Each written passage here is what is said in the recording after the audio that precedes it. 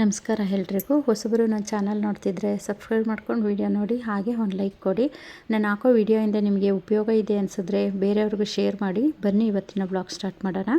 ಅಷ್ಟಲಕ್ಷ್ಮಿ ಗಿಡ ಮತ್ತು ಕುಬೇರ ಗಿಡ ಅಂತಲೂ ಕರೀತಾರೆ ಇದನ್ನು.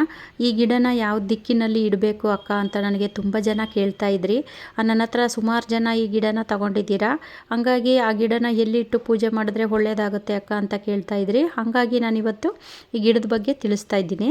ಗಿಡನ ಅಷ್ಟಲಕ್ಷ್ಮಿ ಗಿಡ ಅಂತಲೂ ಕರೀತಾರೆ ಮತ್ತು ಕುಬೇರ ಗಿಡ ಅಂತಲೂ ಕರೀತಾರೆ. ಕುಬೇರನಿಗೆ ಈ ಗಿಡ ಅಂದರೆ ತುಂಬಾ ಇಷ್ಟ ಅಂತ ವಾಸ್ತುಶಾಸ್ತ್ರದಲ್ಲೂ ಸಹ ತಿಳಿಸ್ತಾರೆ. ಈ ಗಿಡ ಕುಬೇರನಿಗೆ ತುಂಬ ಪ್ರಿಯವಾದ ಗಿಡ. ಇನ್ನು ಈ ಗಿಡನ ತಗೊಬಂದು ಮನೇಲಿ ಇಡೋದ್ರಿಂದ ಸಮೃದ್ಧಿ ಹೆಚ್ಚಾಗುತ್ತೆ ಮತ್ತು ಎಂಥದ್ದೇ ಸಮಸ್ಯೆ ಇದ್ರೂ ಸಹ ದೂರ ಆಗುತ್ತೆ. ಇನ್ನು ಈ ಗಿಡನ ನೀವು ಆಫೀಸಲ್ಲಿ ಮತ್ತು ನಿಮ್ಮ ಶಾಪ್ಗಳಲ್ಲೂ ಸಹ ಇಡ್ಬೋದು. ಮನೆಯಲ್ಲಿ ಯಾವ ದಿಕ್ಕಲ್ಲಿ ಇಟ್ಟರೆ ಒಳ್ಳೆಯದು ಅಂತ ನೋಡೋಣ. ಪೂರ್ವ ಅಥವಾ ಉತ್ತರ ದಿಕ್ಕಿನಲ್ಲಿ ಇಟ್ಟು ಪೂಜೆ ಮಾಡೋದ್ರಿಂದ ಮನೆಗೆ ತುಂಬಾ ಒಳ್ಳೆಯದು. ಇನ್ನು ನಿಮ್ಮ ಆಫೀಸು ಅಥವಾ ಶಾಪ್ಗಳಲ್ಲಿ ಇಡೋದಾದರೆ ಪೂರ್ವ ಅಥವಾ ದಕ್ಷಿಣ ದಿಕ್ಕಲ್ಲಿ ಇಟ್ಟು ಪೂಜೆ ಮಾಡೋದ್ರಿಂದ ತುಂಬಾ ಒಳ್ಳೆಯದು. ಇನ್ನು ಈ ಗಿಡನ ತಗೊಬಂದು ನೀವು ನಿಮ್ಮ ಮನೆಯಲ್ಲಿ ಉತ್ತರ ದಿಕ್ಕಿನಲ್ಲಿ ಇಟ್ಟು, ಈಗ ನಾವು ತುಳಸಿ ಗಿಡಕ್ಕೆ ಯಾವ ರೀತಿ ಪೂಜೆ ಮಾಡ್ತೀವಿ ನೋಡಿ, ಅದೇ ರೀತಿಯೇ ಇದಕ್ಕೆ ಅರಿಶಿನ ಕುಂಕುಮ ಹೂವು ಎಲ್ಲ ಇಟ್ಟು ನಾವು ಪೂಜೆ ಮಾಡೋದ್ರಿಂದ ನಮ್ಮ ಮನೆಯಲ್ಲಿ ಸಮೃದ್ಧಿ ಹೆಚ್ಚಾಗುತ್ತೆ ಮತ್ತು ನಮಗೆ ಎಂಥದ್ದೇ ಸಮಸ್ಯೆ ಇದ್ರೂ ಸಹ ದೂರ ಆಗುತ್ತೆ. ಅಥವಾ ಹಣಕಾಸಿನ ಸಮಸ್ಯೆ ಏನೇ ಇದ್ರೂ ಸರಿ ಎಲ್ಲ ದೂರ ಆಗುತ್ತೆ. ಉದಾಹರಣೆ ನಾನೇ ಇದ್ದೀನಿ.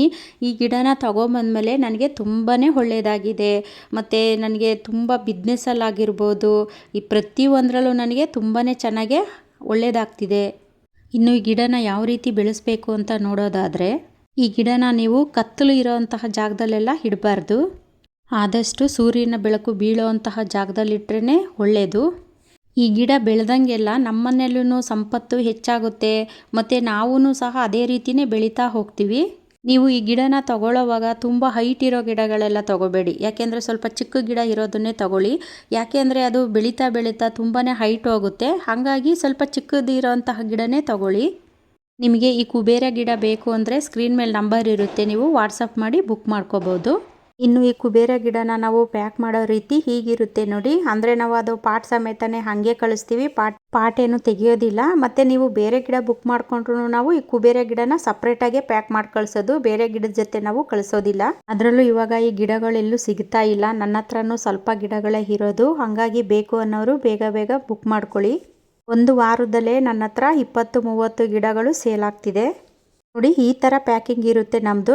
ಮತ್ತೆ ಕೇಳಬೇಡಿ, ಅಕ್ಕ ಅದು ಪ್ಯಾಕಿಂಗು ಯಾವ ರೀತಿ ಇರುತ್ತೆ ಅದನ್ನು ವಿಡಿಯೋ ಕಳಿಸಿ ಅಂತ ಎಲ್ಲ ಕೇಳಬೇಡಿ. ನಾನು ಪ್ರತಿಯೊಂದು ವಿಡಿಯೋನೂ ನಾನು ಅಪ್ಲೋಡ್ ಮಾಡಿರ್ತೀನಿ. ನೀವು ವಿಡಿಯೋ ಪೂರ್ತಿ ನೋಡಿದ್ರೆ ನಿಮಗೆ ಗೊತ್ತಾಗುತ್ತೆ. ಅರ್ಧಂಬರ್ಧ ವಿಡಿಯೋ ನೋಡಿದ್ರೆ ನಿಮಗೇನೂ ಗೊತ್ತಾಗೋದಿಲ್ಲ. ಈಗ ನಾವು ದೇವಸ್ಥಾನಕ್ಕೆ ಏನಕ್ಕೆ ಹೋಗ್ತೀವಿ ಹೇಳಿ? ದೇವಸ್ಥಾನಕ್ಕೆ ಹೋದರೆ ನಮಗೊಂದು ಒಳ್ಳೇದಾಗುತ್ತೇನೋ ಅನ್ನೋ ಒಂದು ನಂಬಿಕೆನಲ್ಲಿ ಹೋಗ್ತೀವಿ. ಅದೇ ರೀತಿಯೇ ಈ ಗಿಡನೂ ಅಷ್ಟೇ. ನಾವು ಪೂಜೆ ಮಾಡೋದ್ರಿಂದ ನಮಗೂ ಒಳ್ಳೇದಾಗುತ್ತೇನೋ ಅನ್ನೋ ಒಂದು ನಂಬಿಕೆಯಲ್ಲೇ ನಾವು ಪೂಜೆ ಮಾಡೋದು. ಇದೊಂದು ಚಿಕ್ಕ ವಿಡಿಯೋ ಆಗಿರುತ್ತೆ. ಈ ವಿಡಿಯೋ ನಿಮಗೆ ಇಷ್ಟ ಆದರೆ ಬೇರೆಯವ್ರಿಗೂ ಶೇರ್ ಮಾಡಿ. ಯಾಕೆ ಬೇರೆಯವ್ರಿಗೂ ಶೇರ್ ಮಾಡಿ ಅಂತ ಹೇಳ್ತೀನಿ ಅಂದರೆ, ನಮ್ಮ ಥರ ಮಧ್ಯಮ ವರ್ಗದವರು ಎಷ್ಟೋ ಜನ ಕಷ್ಟದಲ್ಲಿರ್ತಾರೆ. ಈ ಗಿಡ ಪೂಜೆ ಮಾಡೋದ್ರಿಂದ ಒಳ್ಳೇದಾಗುತ್ತೇನೋ ಅನ್ನೋ ಒಂದು ನಂಬಿಕೆನೂ ಇರುತ್ತೆ. ಅದಕ್ಕೋಸ್ಕರ ಶೇರ್ ಮಾಡಿ ಅಂತ ಹೇಳಿದೆ ಅಷ್ಟೇ. ಎಲ್ರಿಗೂ ಒಳ್ಳೇದಾಗಬೇಕು, ಎಲ್ಲರೂ ಚೆನ್ನಾಗಿರಬೇಕು ಅನ್ನೋದೇ ನನ್ನ ಭಾವನೆ.